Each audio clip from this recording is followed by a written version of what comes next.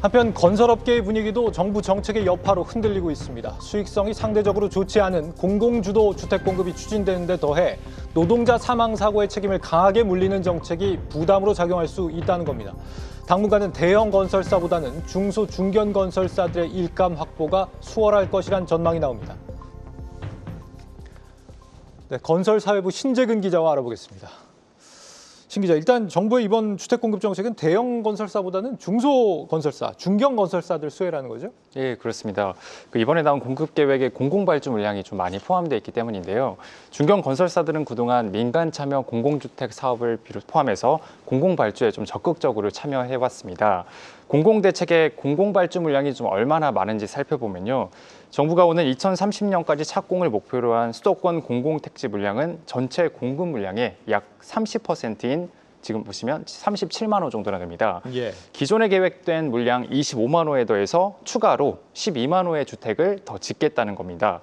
한국토지주택공사 LH가 직접 시행하는 물량을 포함해서 공공이 주도하는 민간 참여 공공주택 사업으로 추진될 예정입니다.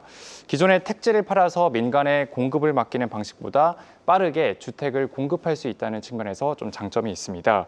현재 시행 중인 민간 참여 사업은 LH가 토지를 제공하면 민간 건설사가 설계와 시공을 맡아서 발생하는 수익을 지분에 따라서 나눠 갖는 방식입니다. 예. 건설사 입장에서는 토지 매입에 들어가는 그런 비용을 아낄 수 있고 발주처가 공공기관인 만큼 공사를 안정적으로 진행할 수 있다는 장점이 있습니다. 이 공공주택 발주에 현재 실제로 참여하고 있는 중견 건설사가 어디가 있습니까? 네, 일단 올해 총 14번의 민간 참여 공공주택 사업 공모가 있었습니다. 네. 이 중에서 9번이 시공능력 평가 10위권 박 업체가 선정이 됐습니다. 금액으로 봤을 때는 한 4조 5천억 원 정도 됩니다. 계룡건설이 2조 1천억 원어치를 수주를 했고 금호건설과 동부건설이 뒤를 이었습니다. 계룡건설은 세종과 과천, 또 의왕, 군포, 안산 등에서 민간 참여 사업 수주를 했고요. 금호건설과 동부건설은 3기 신도시 지역을 중심으로 사업을 따냈습니다. 특히 금호건설은 LH가 발주하는 공공주택 비중이 높은 것으로 알려졌습니다. 수익성은 민간주택 사업보다는 조금 낮을 수는 있어도 안정적으로 일감을 확보할 수 있다는 측면에서 이 중견 건설사들이 많이 사업에 뛰어든 것으로 분석됩니다. 근데 사실 이 브랜드 아파트를 많이 지어야 시민들도 좀 좋아할 거기 때문에 대형 건설사들을 좀 많이 참여시키자는 게 정부 입장인 것 같은데 그렇습니다. 중견 건설사들한테 혜택이 돌아오는 게 맞느냐 이런 주장도 있을 것 같습니다. 어때요, 실제로는? 네, 일단 정부 입장에서는 컨소시엄 형태로 지금 민간 참여 사업이 진행이 되고 있는 만큼 중소 건설사들이 계속해서 좀 사업에 포함될 수 있을 걸로 판단을 하고 있습니다. 네. 또 중소기업 출자 금액에 따라서 가점을 부과를 하고 있고 올해는 그 배점을 2배로 높였기 때문에 중소 건설사들의 참여가 높을 걸로 기대를 하고 있습니다. 대형 건설사들이 민간 참여 사업에 또 적극적으로 동참할지가 미지수인데요. 재건축, 재개발 등 사업성이 좋은 도시의 도시 주택 정비 사업에 좀 더 사업적인 역량을 집중할 거라는 이유에서입니다.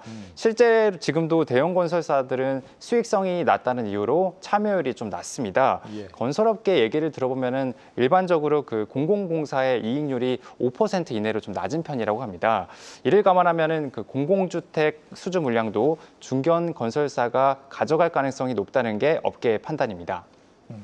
여기에 지금 또 한 가지 고민거리가 생겼습니다. 노동안전 종합대책, 이게 상당히 업계에 부담이 될 것 같아요. 예, 그렇습니다. 정부가 이제 최근에 산업재해 근절을 위해서 사망사고 과징금을 도입을 하기로 했습니다.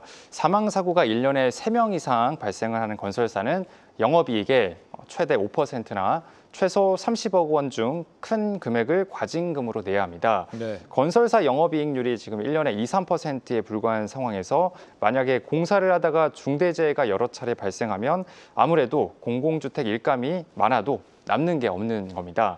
특히 이번 방안이 중소형 건설사보다는 대형 건설사를 겨냥하고 있다는 해석이 나오는데요. 중소형 건설사보다 대형 건설사의 현장이 훨씬 더 많기 때문입니다. 한 중견 건설사의 관계자는요, 사업이 대형사보다 적다는 점에서 사고의 노출 위험이 좀 낮을 수 있다고 봤습니다. 현재 국회에는 건설 현장에서 사망사고가 발생하면 1년 이하의 영업정지 또는 매출의 최대 3%에 해당하는 과징금을 부과하도록 하는 법안도 발의돼 있습니다. 네, 여러모로 중견 건설사들에게 좀 더 유리한 방향으로 흘러가는 것 같네요. 신재근 기자였습니다.